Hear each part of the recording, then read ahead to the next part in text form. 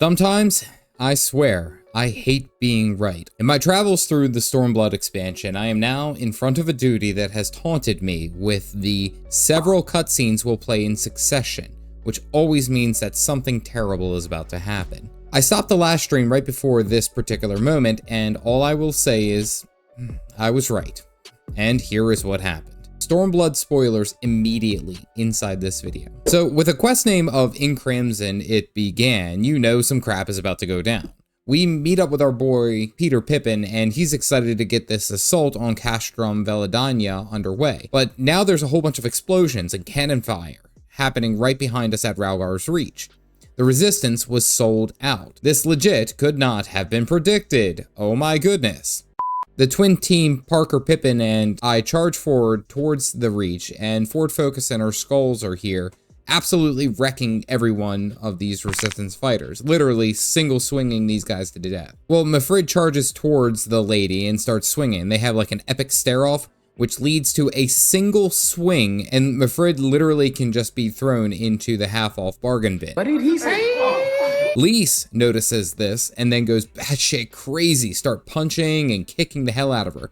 Like, come on, Lise, get in there, do some work. Well, this is going on, and Zenos walks up with his sword cement mixer and is like, do not disappoint me, girl, or I will kill you. Oh, Lise, girl, you gotta run. This guy is like 15 feet tall and you ain't wearing hardly any armor. Well, she does her best punch combo, and literally Zenos just absolutely backhands every one of her 20 different attacks. Like, he went full Neo at the end of Matrix, blocking everything she threw at him. He then swings his sword in her general direction and blasts her 50 feet away. Then he walks up and in one swing goes in for the kill. Well, our kitty cat queen jumps in front to block the attack. Y'shtola is holding the force field, and Zenos legitimately just giggles and says, I'm gonna use my other hand too. And with his sword, they bust through the shield and slices one of our kitty cat's 9 lives away. Yo man, what the hell? WTF? Don't do this to me. Well, Conrad gets a backhand from the not Paula, and then we see our squad approach Kryl to figure out what's going on. But I have to say this. With a Gatling gun of swords that he doesn't take off. It's not like he takes it off and he's like, oh, I'm gonna put my barrel of guns so I can be more. No, I don't even need to release this weight to defeat you. It is Lisa's fault if Y'shtola died. I don't think she died. I think she just got cut up. I don't think she's dead. Y'shtola, I don't think she's dead. I do not think she's dead. I can't believe that they would do that to her and Papa Meow within the same span. Well, Kryl joins our cool kids band, and now we have to jump into the fray to see who we can save. I walk in literally with the power of the sun blazing in my hand, pulling off all these CDs because I'm pissed now. These jerks really need to realize the fury of an angry black mage.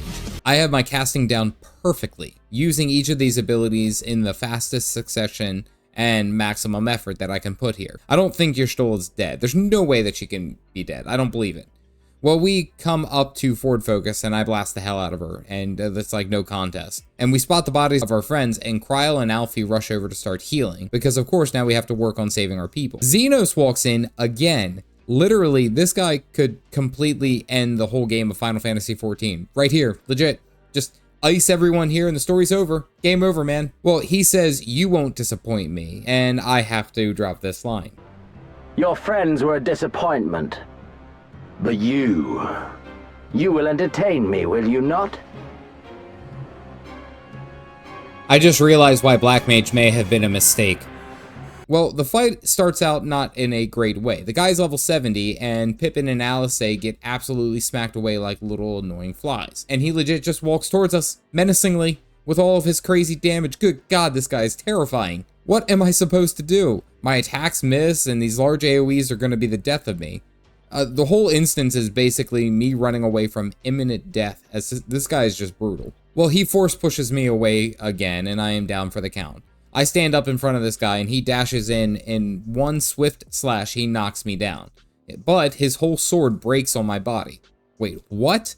I knew I hit the gym and I had rock hard abs, but damn. I stand up like, hey Zenos, I didn't hear no bell. Raubon shows up preparing to fight, but he realizes that this is not the time. And then they ask me how I am, and I basically say, oh, well, only my pride is hurt. And then the choice of text gives me that ability to tell them, yeah, my pride took a hit.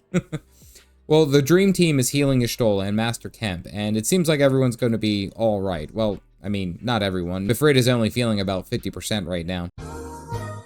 We have to get these guys up and out over to safety so they can heal, but Mifrid had an amulet that we gave to Conrad. Legit, he was like the bestest of guys because he actually cared about the people under his command. He was a warrior. Well, he was a warrior too, but also a worrier. Well, we have to get out of here because this place is no longer safe, so we rush back to Baelsar's wall.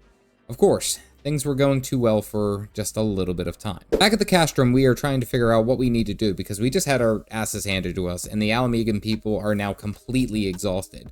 Like, absolutely depleted. There's nobody else who's going to stand and fight.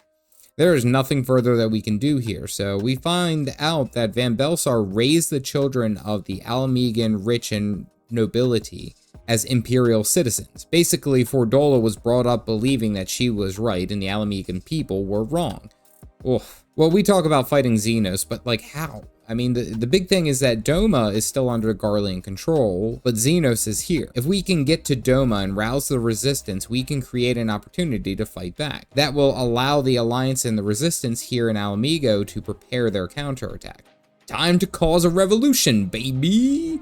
I also get completely flashbang. Well, our situation is about to take us to the high seas, so we regroup in Limsa because we need a way to get all the way to the free trade port in Kugane. Tartaru has been prepping us passage because, let's be serious, she is quite literally a primal. She is the warrior of light, and we all bow down in the wake of her awesomeness. Alfie does bring up a good point though. We can't right travel through all these restricted areas and waters on an Alliance vessel, either flying or in the water. So in walks Tartaru with Captain Carnival, who I've tried his name a number of times, and he is Carnival, who is one of the guys that we talked to trying to get him to join the Crystal Braves. Glad he wasn't a part of that shit show.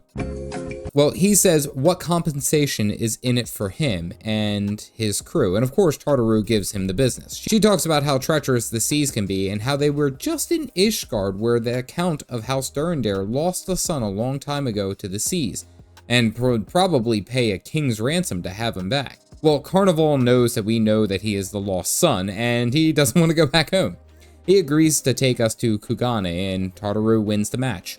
Again. Well, Alfie in his wisdom ships us off to more donuts to talk to some of our Doman allies who are at the Rising Stones to prep for our trip. We find out about some rivers and the throne and other various problems that they're having in the past, and Lisa's like, you had a better time than I did. All I found out is that they eat with sticks. Lady, get the hell out of here. We get back to Limsa to leave on our boat, and it's legit the same area, the same spot of the same boat, honestly. It looks in my mind that we showed up and we started our journey. This is actually pretty cool. So in walks Orangutan, who immediately acts like a Batman villain and offers us a riddle. Look ye where the sun doth rise, see crimson embers darkening skies.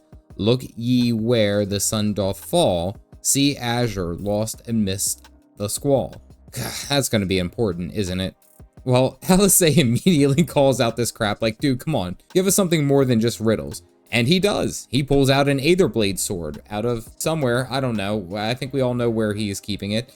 Thanks, internet and pint size, for ruining me. Well, we look at the map and our boat is well off on its way, sailing into the unknown until we get into the middle of the ocean and we find out that the boat's name is the Misery. That's a terrible name. The captain invites us downstairs to our quarters to chit-chat, and then the boat starts a-rockin'. Something happened, and now we are being drug off course. Seriously, why can't we just have a normal effing day? The captain then tells us, oh, I got a bad feeling about this. Dude, when the captain says he's got a bad feeling, that's when you should panic. Well, it's now completely mist-covered, and we can't see crap, and for some reason it is snowing. The crew saw some type of sea monster out there. Alisei basically says, well, we can't change what's happening now, so let's just go and kill whatever's trying to eat us. Enter in the instance of Siren Song Sea, which is eerily beautiful and completely filled with nothing but creepy banshee tentacle monsters. Like, I don't know what these things are, but I felt justified exploding them like they should. Well, the ship crashes onto the island. Now we get to choose violence to deal as much damage as possible and stop all the big bads who are trying to kill us. The first boss is Lugat, who is like some type of weird tentacle monster and legit is creepy as hell. And I feel like I get targeted with every single ability, every AoE ability, and every stack mechanic. It's like kind of rude, not gonna lie. I mean, I'm doing the best that I can here, but I feel like I can't get a damn cast off. Well, the boss goes down and we traverse down a little bit and I start throwing out all my mega flares just like I need to. And while we're here, a ghost ship rolls up and starts blasting us with cannon fire. Like, I'm not gonna lie, I like ghost ships. I think that's such a cool concept, honestly. Then we face the next boss, which is literally dubbed the Governor, which makes me think of the OG governor of Governor Swan from Pirates of the Caribbean. Well, luckily with this guy, I can just stand and turret cast like I need to. Like, I don't need to move around to dodge all these mechanics, just lots of heavy AoEs that are unavoidable. Thank goodness, this is a Black Mage's dream. Well, my Fire 4s are absolutely cooking this guy, and even though he goes into full puddle mode with all of his copies, still no match for all my fat crits. In the next room, we mass pull and get a ton of mobs, but then the tank goes down and it's time for me to run away.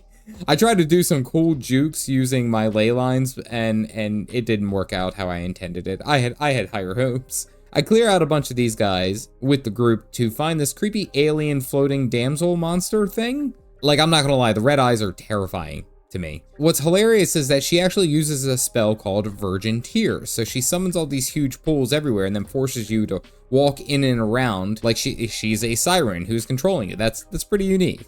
Also, the Virgin Tears, just... Well, the storm clears, and we talk to the captain and find out that it's time for us to head where we originally intended to leave. We have cleansed the evil siren casting spells and such. Ugh, good gracious. Lise talks to us about entering Kugane, the only free port near Othard and Doma, and it's apparently the only place that the Garlic Bread Empire will allow us without destroying our ships. So we chat and it's like, well, now we have to figure out a way to get to the mainland. So Tartaru has the idea. Let's all get plastered. Let's go to the tavern. Inside the tavern, we meet one of the extras from the Matrix named Hancock. He is a servant of that stupid stash Lolorito. You remember the guy who orchestrated the bloody banquet and yeah, all that jerk? Well, Alfie and him immediately get into it, and we've been here for like 5 seconds, and Alfie is already catching fades in a foreign land. I love this game so much. Hancock stresses that this place is full of spies, and many different governments are listening here. They are all watching, so he invites us to visit his hidden hideaway, where he is certainly going to give us some of his Godbert sunglasses. Well, before I end the stream and go into this dude's danger dungeon, I decided that I was going to do Kugane Tower. Actually, I was kind of forced. Somehow the entire entourage is up on this lamp. I don't know how they got there, and I wasn't asking questions. I attempt the Kugane Tower for about like 5 minutes, and it's fairly easy compared to the damn Moonfire Fair, but I got like halfway and I had to call it for my sanity. So this leg of the journey kicked off with an absolute guck punch. Zenos coming in and wrecking any hope of resistance in Girabana has really made it feel like this whole area is hopeless. There's nothing we can do. We get completely slapped around by him and his cronies, and it's like not even close. Like, I really started to regret playing a Black Mage against this absolute unit like Zenos. Well, the story has us coming across the Great Sea to Kugane, which was actually pretty interesting, especially the callback to the House Durendare's son who was lost at sea. Really, he just became a pirate. The Siren Song Sea instance was unsettling, but the big spooky pirate ship boat thing, that was a lot of fun. I really enjoyed that. I am also excited to meet up back with our girl Yugiri and Goat Setsu to get some of the story rolling and fight back against the Garlic Bread Empire. This is the steps forward. Let's go. If you're interested in catching up on this entire journey of the MSQ recap, you can click this playlist here, which will have all of my episodes listed. Otherwise, stay caffeinated, folks.